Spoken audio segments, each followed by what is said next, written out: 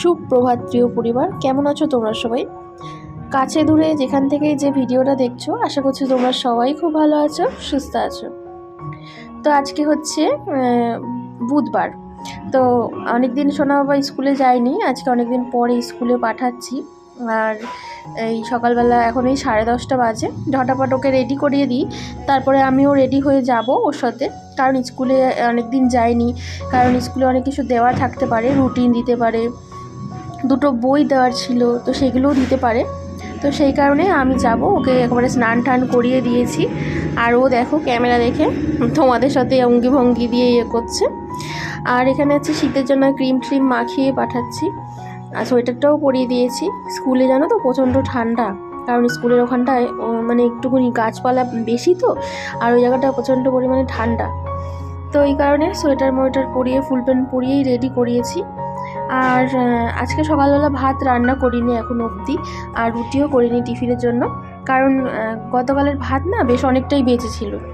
তো এই কারণে ভাবলাম আজকে সবাই আজকে টিফিনে খাই, ভাত ভাজা খাই।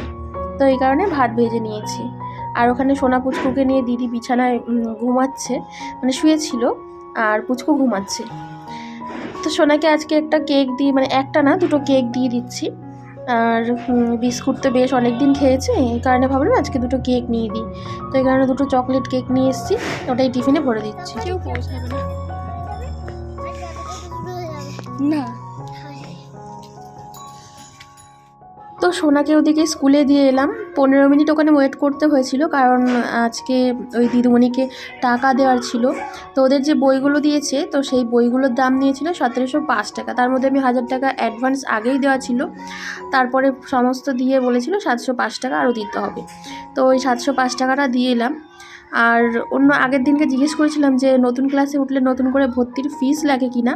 সেদিন না দিদিমণি বলতে আর কি ভুলে গেছিলো কি জানি না, সেদিন বললো যে না লাগবে না নতুন করে। তো আজকে আবার যখন গেলাম তখন আবার বলছে যে 2000 টাকা নতুন করে আবার লাগবে, মানে নতুন ক্লাসে ওঠার জন্য। তো যাই হোক, আজকে তো আমি 1500 টাকা নিয়ে গেছিলাম, কারণ আমি জানি এই মাসের মাইনেটা দেবো। আর তার সাথে হচ্ছে ওই বাকি যে বই 705 টাকা ছিল সেটা দিতাম, আর মাইনের এখন নতুন বছরের এই ক্লাসে ওঠার জন্য 420 টাকা করে মাসে মাসে দিতে হবে। তো সেই হিসেব করেই নিয়ে গেছিলাম। তো যাই হোক, ওখান থেকে 300 টাকা বাঁচতো, তো সেই 300 টাকা আবার দিয়ে দিলাম, আর বাকি 1620 টাকা মতন আবার বাকি রয়ে গেল, পরে আবার দিয়ে আসতে হবে। যাই হোক, আমি স্কুলে দিয়ে এসে ওই সব ঝামেলা মিটিয়ে এখানে রান্নার জন্য পালং শাক কাটছিলাম। কাটতে কাটতে মা আবার এসে বললো যে আজকে লাল শাক এনেছে, তো লাল শাক দোকানে কেটেছে। তো ওই কারণে পালং শাক কাটতে কাটতে আবার রেখে দিয়েছি, থাক ওটা আবার পরের দিন হয়ে যাবে। আর বাবা বাজার থেকে আজকে অনেক রকম সবজি এনেছে, শিম, কুমড়ো, তারপরে বেগুন, আর বাঁধাকপি, ফুলকপি, তার সাথে যে কড়াইশুঁটিও এনেছে। তো যাই হোক, সমস্তটা একটু সুন্দর করে গুছিয়ে ফ্রিজের মধ্যে রেখে দিয়ে আসি।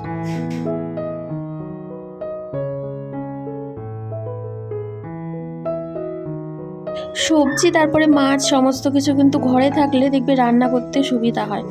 তো এই কারণে মানে সবজি যখন ঘরে থাকে বেশ ভালোই হয়। তো যাই হোক, এখন আনা রইলো, একটু কাজ রান্নাটা তাড়াতাড়ি হয়ে যাবে, তা না হলে বেলায় ওই 11টার সময় বাজারে গেলে রান্না বসাতে বসাতে 12টা। আর রান্নার কাজটা সারা হয়ে গেলে মনে হবে যেন সমস্ত বড় বড় কাজ সারা হয়ে গেছে।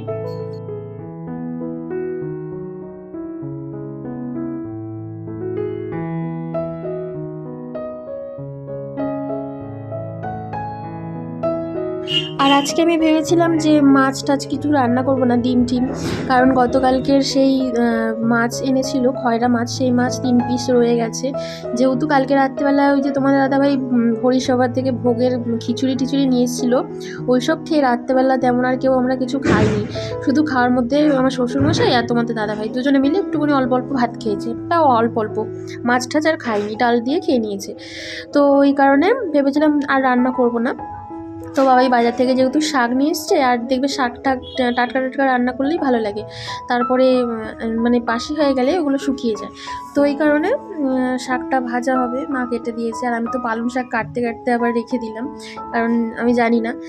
আর এদিকে 4টে ডিম ছিল, মা বললো যে ডিম রান্না করো, কারণ সোনা খাবে না, তোমাদের দাদাভাই যদি দুপুরে খেতে আসে তাহলে ও আবার খেতে চাইবে না। তো এই কারণে 4টে ডিম কষা কষা আর কি রান্না করবো। আর আজকে আমি ভেবেছিলাম আর রান্না করব না, ডিম টিম, কারণ গতকালকের সেই মাছ এনেছিল খয়রা মাছ, সেই মাছ 3 পিস রয়ে গেছে। যেহেতু কালকে রাত্রিবেলা ওই যে তোমাদের দাদাভাই ভোগের খিচুড়ি টিচুড়ি নিয়ে এসেছিলো, ওইসব খেয়ে রাত্রেবেলা তেমন আর কেউ আমরা কিছু খাইনি। শুধু খাওয়ার মধ্যে আমার শ্বশুরমশাই আর তোমাদের দাদাভাই দুজনে মিলে একটুখানি অল্প অল্প ভাত খেয়েছে, তাও অল্প অল্প, মাছ টাছ আর খাইনি, ডাল দিয়ে খেয়ে নিয়েছে। তো এই কারণে শাকটা ভাজা হবে, মা কেটে দিয়েছে, আর আমি তো পালং শাক কাটতে কাটতে আবার রেখে দিলাম, কারণ আমি জানি না। আর এদিকে 4টে ডিম কষা কষা আর কি রান্না করবো। আর আজকে আমি একটুখানি তাড়াতাড়ি রান্নাবান্না করার চেষ্টা করছি, আর তার মধ্যেও মানে সকালে সোনাকি স্কুলে অনেকটা টাইম চলে গেছে, তো তাড়াতাড়ি রান্না করছি কারণ 4টের সময় আবার বউ ভাতে যাওয়ার জন্য বলেছে। বাস আসবে 4টের সময়, আর যেহেতু যার বিয়ে হয়েছে তার শ্বশুরবাড়ি অনেকটা দূর, প্রায় ব্যান্ডেলের কাছে। ব্যান্ডেল থেকে একটা স্টেশন আগে পরে এরকম হবে, কোন স্টেশন আমার ঠিক জানা নেই, তো এই কারণে তোমাদেরকে শেয়ার করতে পারলাম না।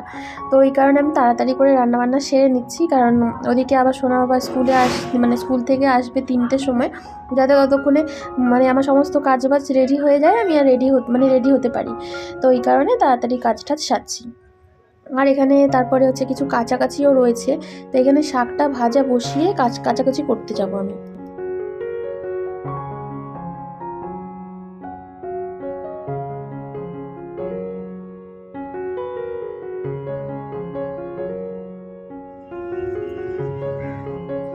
আজকে কিন্তু সকাল থেকে প্রচণ্ড কুয়াশা রয়েছে, আজকেও রোদ্দুর ওঠেনি। গতকাল তাও একটু ভালো রোদ্দুর দিয়েছিল বলে সোনা আবার কম্বল টম্বল কেচে মানে কেচে না, রোদ্দুরে দিতে পেরেছিলাম। তো মানে কম্বলটা প্রত্যেক দিন রোদ্দুরে দিলে ভালো হয়, যেহেতু রাত্রিবেলা ঠান্ডা পড়ে, কম্বলটা যদি রোদ্দুরে দেওয়া থাকে গরম গরম থাকে।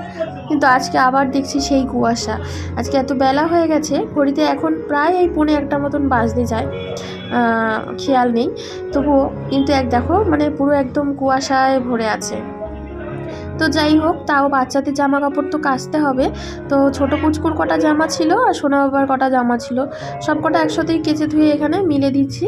নিচে গিয়ে আবার রান্না বসাবো ডিমের কারিটা। তো ওদিকে শাক ভাজাটা বসিয়ে এসেছি, শাক ভাজাটা অল্প অল্প করে হোক, আর এদিকে ডিম কষাটা নিচে নেবে, তারপরে রান্না করবো।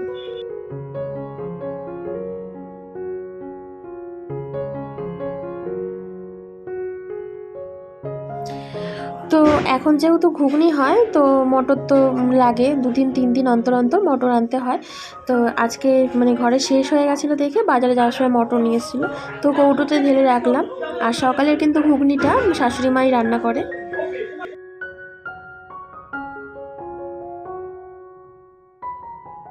আর এদিকে আমি ডিমের ঝোলটাও করে নিয়েছি, ঝোল না মানে একটু মাখা মাখা টাইপের, কষা কষা টাইপের রান্না করেছি, গরম মশলা দিয়ে একবারে নাবিয়ে নিলাম।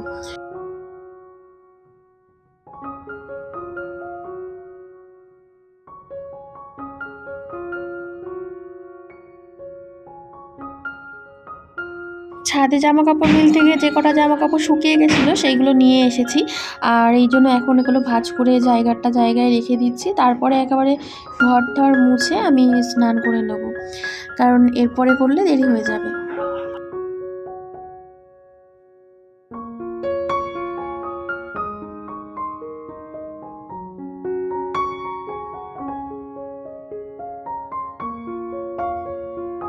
তো ঘড়িতে এখন বাজে হচ্ছে এই 1:15 হবে।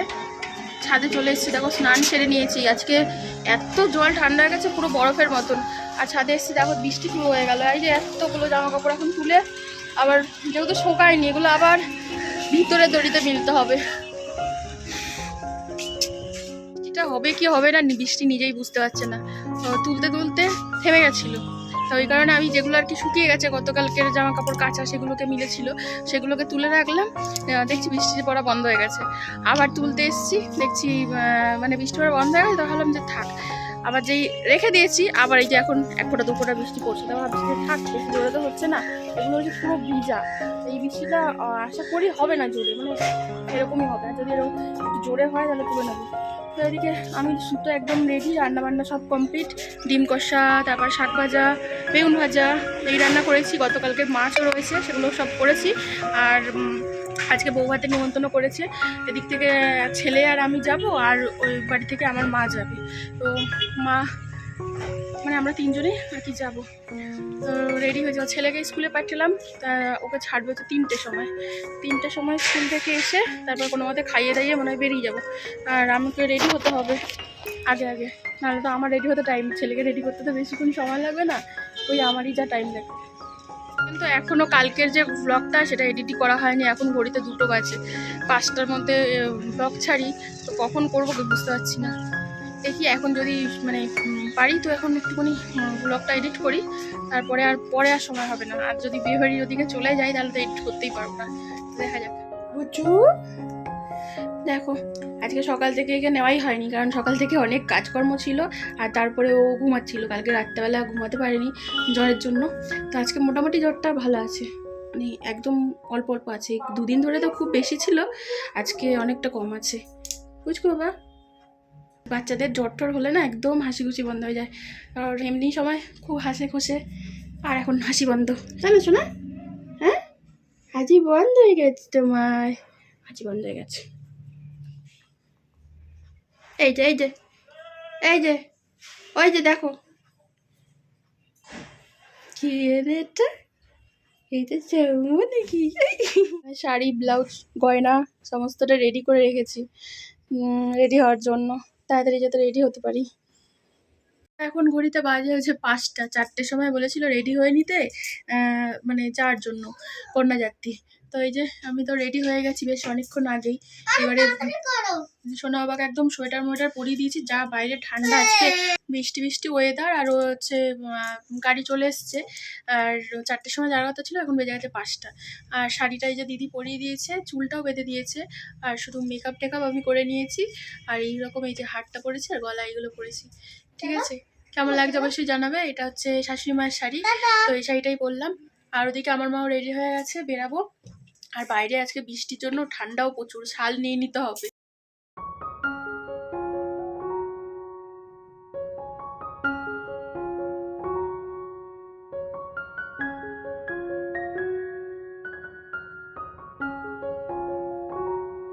তো এই যে বাস, চলো মোটামুটি অনেকেই উঠে গেছে ওপরে।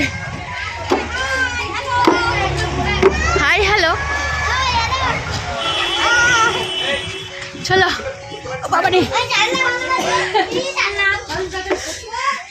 তুই কোথায় বসেছিস? এখনো তো সবাই আসেনি, 6টা বাজবে, 4টা থেকে। অনেক দূরে বলো, হ্যাঁ পাগল মনে হচ্ছে তোমার পাগল, দেখো তোমার পাগল চলে।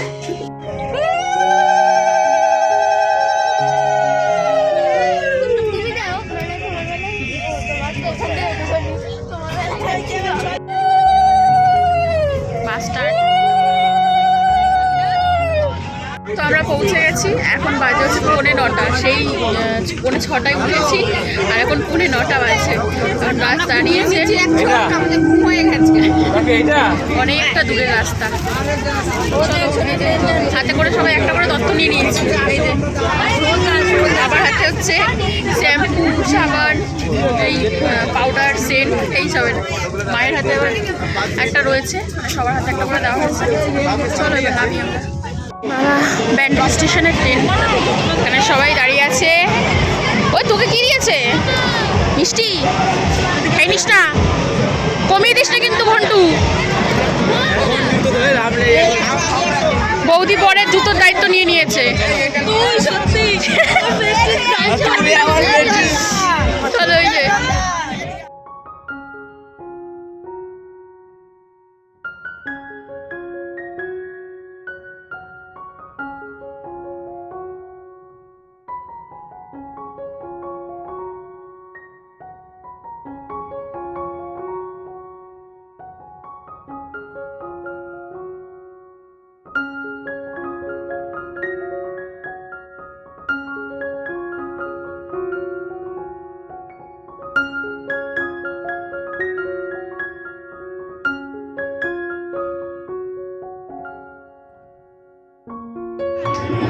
এই যে আসার সঙ্গে সঙ্গে আমাদের এখানে একটা করে টিফিন দিয়ে দিয়েছে, প্যাটিস, কন্যাযাত্রীদের।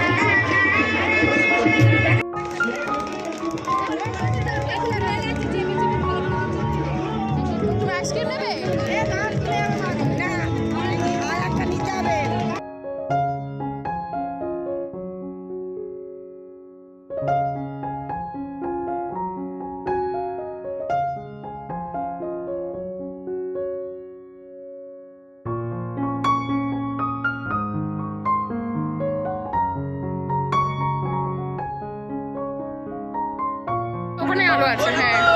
তো তো বিয়ে বাড়িতে এসেই আগে সবাই টিফিন খেয়ে নিয়েছে, ফুচকা, তারপরে পকোড়া করেছিল, কফি করেছিল, তার সাথে প্যাটিস দিয়েছিল। প্যাটিস আর এই রাতে খেতে পারিনি, তো ফুচকা পকোড়া এগুলো অবশ্যই খেয়েছি। আর ওখানে কনের সাথে দেখা করতে যাব, প্রচণ্ড পরিমাণে ভিড়, একটু সুযোগ পেলে আমরা দেখা করতে আসব। এখানে এসেছি, একটুখানি ফটো ভিডিও সমস্তটা মানে তুলে নিয়েছি। আর তারপরে এখানের খাবারের জায়গাটা, তারপরে যেখানে বসেছে সমস্তটা মিলিয়ে বেশ সুন্দর সাজিয়ে গুছিয়ে পরিপাটি করে রেখেছে, কিন্তু বেশ ভালো লেগেছে। তো আমরা এখানে খেতে বসে গেছি, যেহেতু যেতে হবে অনেকটা দূর, আর এক এক করে সবাই একসাথে বসতে পারবে না, প্রায় 60 জন মতন আমরা এসছি। তো ফাঁকা হয়ে গেছে, তো কাকু বললো আমাদের বসে যেতে, আমরা বসে গেছি এখানে। আর এখানে আমাদের সবাই পাড়ার কাকিমারা, বৌদি, দাদা সবাই একসাথে বসেছি। তো সবাইকে একটুখানি ক্যামেরায় দেখিয়ে দিলাম। তো এই যে দেখো আমার পাড়ার কাকিরা এই প্লেট আপাতত জল পড়েছে। Thank you. এখানে সোনা বাবা খেতে বসেছে।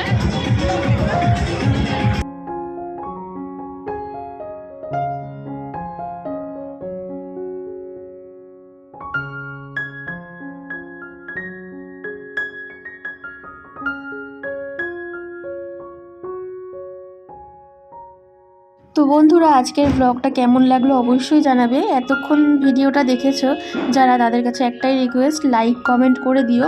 আর আমার পরিবারের নতুন সদস্য হলে অবশ্যই পরিবারটিকে সাবস্ক্রাইব করে রেখো। তো আজকের মতো টাটা, দেখা হচ্ছে নতুন আরেকটি ব্লগের সাথে। ততক্ষণ সবাই খুব ভালো থেকো, সুস্থ থেকো।